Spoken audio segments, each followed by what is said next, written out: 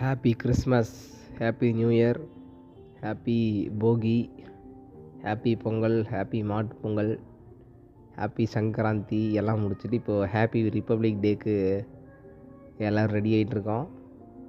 இந்த லீவுக்கு மத்தியில் என் கன்சிஸ்டன்சியை பிரேக் அவுட் பண்ணி பாட்காஸ்ட்டுக்கு லீவ் விட்டேன். ரொம்ப நான் இன்றைக்கி பேசலாம் அப்படின்னு சொல்லிட்டு ஜாலியாக எடுத்து வச்சு உட்காந்துருக்கேன். இந்த நியூ இயர்லாம் வந்து சின்ன வயசில் எப்படி போயிட்டுருக்கோன்னா, எங்கள் ஏரியா பாய்ஸ்லாம் வந்து இருப்போம். சின்ன வயசுனால் ஒரு 10 வயசு 12 வயசு இருக்கும்போது ஏரியா பாய்ஸ்லாம் பயங்கரமான ஒரு திட்டம் போடுவோம். அதுக்கு ஃபஸ்ட் டே வந்து எல்லோரும் ஒன்றா காசு போட்டு ஃபஸ்ட்டு நைட்டு போய் சாப்பிட்றோம் அப்படின்னு சொல்லிட்டு எங்கே சாப்பிடுவோன்னா, எங்கள் ஏரியாவில் குமார் மெஸ் அப்படின்னு சொல்லி சூப்பரான ஒரு கடை இருக்குது. ரொம்ப வருஷமாக இருக்க ஒரு கடை. அங்கே போய் பரோட்டா சாப்பிடுவோம். சாப்பிட்டுட்டு எல்லோரும் வந்து ஒரு கேக் வாங்குவோம். பக்கத்துலேயே ஒரு பேக்கரி இருக்குது. கேக் வாங்கி வச்சுருவோம் யாராவது வீட்டில், இல்லை எங்கேயாவது வச்சுருவோம். ஒரு இடத்துல வச்சுட்டு 12 o'clock கேக் கட் பண்ணி நம்ம நியூ இயரை வந்து ஸ்டார்ட் பண்ணுறோம்.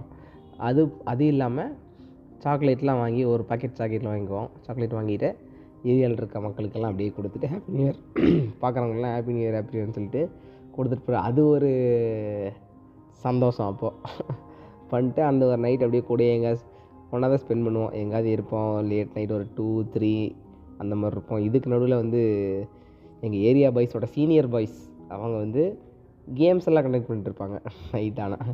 நைட் ஆனால் ஒன்றா படம் பார்க்குறது அன்றைக்கி நைட்டு.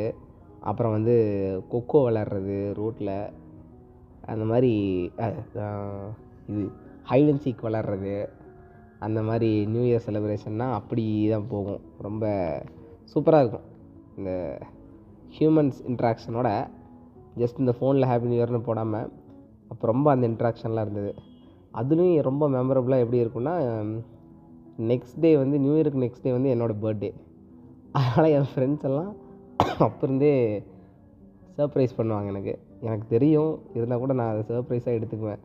அந்த ஹாப்பி நியூ இயர் அப்படின்னு எழுதுறதுக்கு பதிலாக என்னை வந்து கடைக்கு வர வேணாம் அப்படின்னு சொல்லிட்டு அதில் வந்து ஹாப்பி பர்த்டே விஜய் அப்படின்னு சொல்லிட்டு எழுதி கொண்டு வருவாங்க. க்யூட்டாக இருக்கும். ஆனால் எனக்கு தெரியும், ஏன்னா எல்லா வருஷமும் பண்ணுவாங்க பாய்ஸு.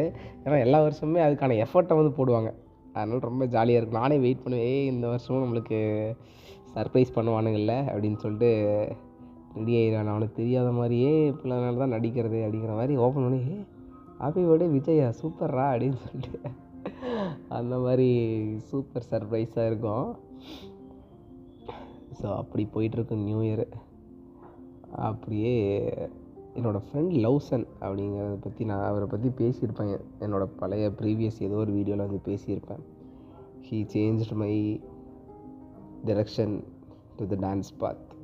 அந்த மாதிரி ஸ்டார்ட் பண்ணி வச்சதே வந்து அவன் தான் ஃபஸ்ட்டு எனக்கு டான்ஸ் குரு. வெரி ஃபஸ்ட்டு டான்ஸ் குரு ப்ராப்பராக வந்து அவன்தான். அப்படி இருக்கும்போது எல்லாருமே ஸ்கூலில் இருந்தே வந்து அவனை ஒரு பெரிய இன்ஸ்பிரேஷனாக தான் பார்ப்பாங்க. டான்ஸ்னால் வந்து லவ்சனை கூப்பிடலாம் அப்படின்னு சொல்லிட்டு சொல்லுவாங்க. பிரின்ஸிபல்லேருந்து டீச்சர்ஸ்லேருந்து எல்லாருமே. ஸ்கூலுக்கே ஒரு மாஸ்டர் மாதிரின்னு வச்சுக்கோங்க, அந்த மாதிரி இருப்பான். அதுக்கப்புறம் அவன் டான்ஸில் பயங்கரமாக வந்துட்டு இருந்தான். இப்போ ஒரு கட்டத்தில் எல்லாத்துக்குமே சிச்சுவேஷன் வந்து நம்மளை வழி மாற்றி விடும்ல, அந்த மாதிரி ஒரு சிச்சுவேஷன் தான். அவர் ஸ்டில் இப்போ கூட டான்ஸ் பண்ணிட்டு தான் இருக்கான். பட் ஸ்டில் அந்த ஃபினான்ஷியல் பார்த்து சூஸ் பண்ணுறதுக்கான நேரம் வரும்போது கண்டிப்பாக கெரியர் மாறும். அந்த மாதிரி எதாவது பண்ணுவோம். அப்படி இருக்கும்போது இவன் ஷிப்பில் ஜாயின் பண்ணலாம் அப்படின்னு சொல்லிட்டு அதுக்கான கோர்ஸ் வந்து படித்தாப்புல. சென்னையில் போய் ஒரு 6 months கோர்ஸு முடிச்சுட்டு அதுலேருந்து எக்ஸாம்லாம் எழுதி செலக்ட் ஆகி ஒரு 1 year கொஞ்சம் ஸ்ட்ரகிள் பண்ணிகிட்டு இருந்தான். அந்த ஜாப்பு கிடைக்கிறது அவ்வளோ ஈஸி கிடையாது. அப்புறம் ஒரு நாள் வந்ததுக்கப்புறம் செம்ம ஹாப்பியாக இருந்தான். எனக்கு எல்லாத்துக்குமே செம்ம ஹாப்பி தான். போய் ஒரு நாள் சொல்லிட்டு இருந்தான், ஒரு வழியாக கிடச்சிருச்சுரா அப்படிங்கிற மாதிரி இருந்தது.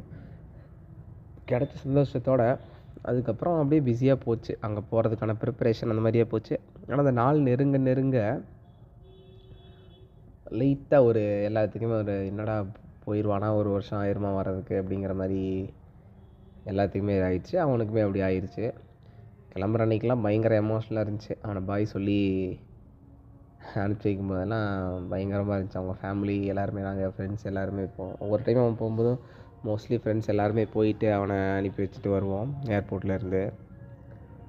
அதுக்கப்புறம் அங்கே போயிட்டு அவன் ரீசெண்டாக ஷேர் பண்ணான், அந்த ஒரு சின்ன சின்ன எக்ஸ்பீரியன்ஸ்லாம் ஷேர் பண்ணான். ஃபர்ஸ்ட் டைம் ஷிப் போகும்போது எப்படிங்கிறதெல்லாம் சொல்லிட்டு இருந்தான். வெரி ஃபர்ஸ்ட் டைம் அங்கே போகும்போது அங்கே ஒர்க் பண்ணுறவங்களே வந்து போனோடனே என்ன சொல்கிறாங்கன்னா, நீ ஏன் வந்து இந்த ஒர்க்கை சூஸ் பண்ண, நீ வந்து மாட்டிக்கிட்ட, கஷ்டம் இது வேலை அப்படிங்கிற மாதிரிலாம் சொல்லி இவனை பயன்படுத்தியிருக்காங்க. ஆல்ரெடி இவனே ஒரு இதில் தாக்கத்தில் போயிருக்கான்.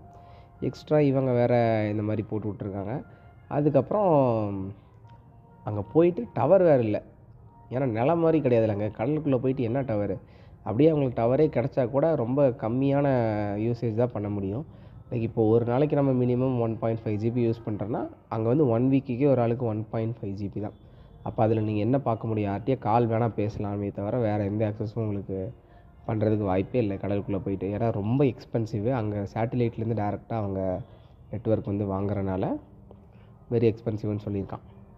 போயிட்டு ஒரு 3-4 டேஸ் வந்து யாரையுமே அவன் ரீச் அவுட் பண்ண முடியல. இந்த டவர் ப்ராப்ளமு எப்படி அதை ஃபிகர் அவுட் பண்ணுறதுன்னு தெரியல, எப்படி எல்லாத்தையும் ரீச் பண்ணுறதுன்னு தெரியல. அப்புறம் 3-4 டேஸ் கழிச்சு தான் வந்து அவன் வீட்டுக்கு ரீச் பண்ணி இந்த மாதிரி நான் வந்துட்டேன், இந்த மாதிரி இருக்கேன், வேலை எல்லாம் ஓகே, இந்த மாதிரி செட்டில் ஆகிட்டேன் அப்படின்னு சொல்லிவிட்டு அதுக்கப்புறம் தான் பேசியிருக்கான்.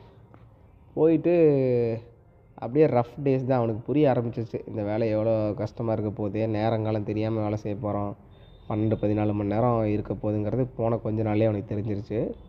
ஆனால் இப்போ வரைக்குமே அதுக்கப்புறம் அவன் ஒரு 3-4 டைம்ஸ் வந்து போயிட்டு வந்துட்டான். 3-4 டைம்ஸுங்கிறது வந்து அவனோட 3-4 வயசு கடந்துருச்சு கடலில்.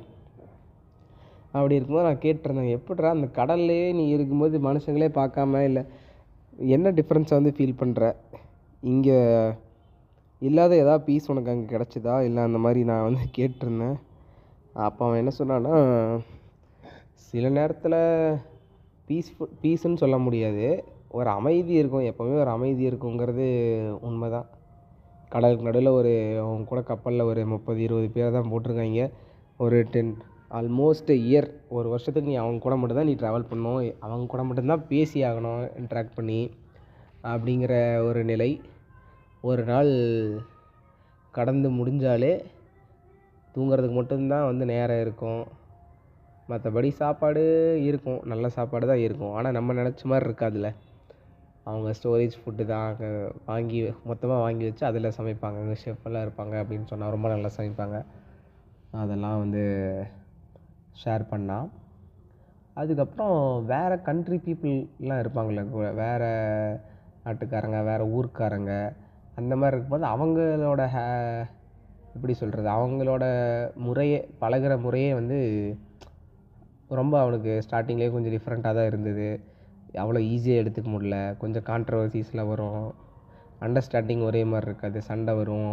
அந்த மாதிரி எக்ஸ்பீரியன்ஸ் எல்லாம் வந்து ஷேர் பண்ணிக்கிட்டு இருந்தான். அதுலேயே வந்து இந்த மாதிரியும் இருக்கும். இந்த மாதிரி எப்பாவது அங்கேயே வந்து பார்ட்டிஸ் எல்லாம் நடக்கும், கப்பல்லே பார்ட்டிஸ் அந்த நடக்கும்.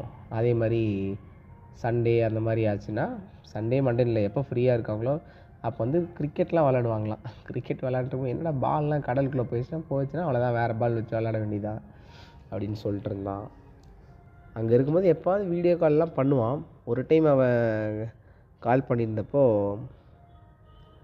செம ஸ்னோ. அவன் வந்து விண்டோ ஓப்பன் பண்ணி ஒரு 2-3 செகண்ட்ஸு தலையை வெளியே வச்சுட்டு வரான். ஃபுல்லாக அப்படியே ஸ்னோ அவன் ஹேரில் ஃபுல்லாக அப்படியே கிடக்குது. அந்த மாதிரி ஒரு குளிர்னால் வந்து நம்ம வந்து எப்போவுமே ப்ரீஸி ஜாலி அப்படி தான் நினச்சிருப்போம். அவன் சொன்னது குளிரில் வந்து அவன் அழுதுட்டேன் அப்படின்னு சொன்னான் ஒரு டைம். அந்த எக்ஸ்பீரியன்ஸை ஷேர் பண்ணான். அதுக்கு மேலே அவ்வளோ அவுட்ஃபிட்ஸ் அவன் போட்டு, அந்த சூட்டு, பாய்லர் சூட்டு, அது இதுன்னு போட்டு ஃப்ரீஸ் ஆகி விரைச்சி அதில் வந்து வலி வந்திருக்கு, தாங்க முடியாமல் அழுதேன் அப்படிங்கிறதெல்லாம் வந்து சொல்லிட்டு இருந்தான். அதெல்லாம் கேட்கும்போது எனக்கு ரொம்ப புதுசாக இருந்துச்சு. அதுக்கப்புறம் ஏதோ ஒரு போர்ட்டில் எல்லாம் இருப்பாங்க அப்படின்னு சொல்லியிருக்கான். இருந்தானா அந்த ஊரை எங்கே இருக்காங்களோ அந்த ஊரை, ஃபார் எக்ஸாம்பிள் ஒரு டைம் சைனா கூட போனான்னு நினைக்கிறேன். அங்கே போய் அந்த ஊரை லைட்டாக எக்ஸ்ப்ளோர் பண்ணலாம்.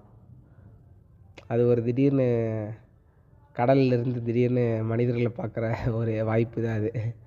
அந்த மாதிரி பார்த்துக்கலாம். அவன் சொல்லியிருக்கான் இந்த மாதிரி அப்படி போகும்போது அப்படியே எஸ்கேப் ஆகி வந்துடலாம்லாம் தோணியிருக்கு அது மாதிரி சொன்னான். லாஸ்ட் டைம் அவன் போகும்போதே 1-2 நாள்லேயே வந்து திருப்பி வந்துடுறேன் அப்படின்னு சொல்லிட்டு இருந்தேன். ஏன்னா கடைசி டைம்லாம் வந்து போகிற இன்ட்ரெஸ்ட் சுத்தமாக இல்லை. போகக்கூடாதுங்கிற 100% அதை சொல்லிக்கிட்டே இருந்தான். ஆனால் என்ன சிச்சுவேஷனை போயே ஆகணுன்ட்டு ஒரு சூழ்நிலையில் போயிட்டான். போயிட்டு இப்போ தான் வந்து இறங்கியிருக்காப்புல நண்பர். ஒரு 1 மந்த் ஆச்சு வந்து. 1 மந்த் வந்து இப்போ தான் வந்து அப்படியே சில்லிங்காக போயிட்டுருக்கு. நம்ம ஒரு கோல் வந்து வச்சுருப்போம். அப்புறம் இன்னொரு விஷயத்த நம்மளுக்கு அன்கம்ஃபர்டபுளாக இருக்க ஒரு விஷயத்த வந்து நம்ம சூஸ் பண்ணாமையே ரொம்ப நாள் சுற்றிக்கிட்டு இருப்போம். ஆனால் அதை சூஸ் பண்ணும்போது ரெண்டுமே இருக்கும். ஒன்று வந்து அது மூலியமாக நம்ம ஃபினான்ஷியல் ஹெல்ப்போ இல்லை மென்டலி நம்ம கொஞ்சம் ஸ்ட்ராங்காக இருக்கான ஒரு ஸ்பேஸோ, நம்மளை பில்ட் பண்ணிக்கிறதுக்கான ஒரு ஸ்பேஸோவா அது அமையலாம் மேபி. இதே வந்து அதை நம்ம சூஸ் பண்ணுறதுக்கு பயந்துட்டு, ஐயோ அப்படி பண்ணால் இப்படி ஆயிருமே, அப்படி போயிட்டு எப்படா இப்படிலாம் இருக்க முடியும், இந்த மாதிரி கஷ்டமாக இருக்குமே, அப்படி ஆயிடுச்சுன்னா என்ன பண்ணுறது, இப்படி ஆயிடுச்சுன்னா என்ன பண்ணுறதுன்ட்டு அதை சூஸ் பண்ணாமையே கடைசி வரைக்கும் சுற்றிட்டு ரெக்ரெட் பண்ணுறதுக்கு, அதை போய் எக்ஸ்பீரியன்ஸ் பண்ணி அதுலேருந்து என்ன கிடைக்குதோ அதுலேருந்து நம்மளை பில்ட் பண்ணிக்கிறதுக்கான டூல்ஸை நம்ம எடுத்துக்கிட்டு பில்ட் பண்ணிட்டு திருப்பி வந்து நம்மளோட விஷயத்த நம்ம பண்ணலாம். கற்றுக்கிட்டதெல்லாம் இம்ப்ளிமெண்ட் பண்ணலாம். ஏன்னா என் ஃப்ரெண்டு போயிட்டு வந்ததுக்கப்புறம் ஒவ்வொரு டைம் போயிட்டு வரும்போது அவனோட மைண்ட் செட் வந்து ஸ்லைட் டிஃப்ரென்ஸ் வந்து என்னால் ஃபைண்ட் பண்ண முடிஞ்சுது.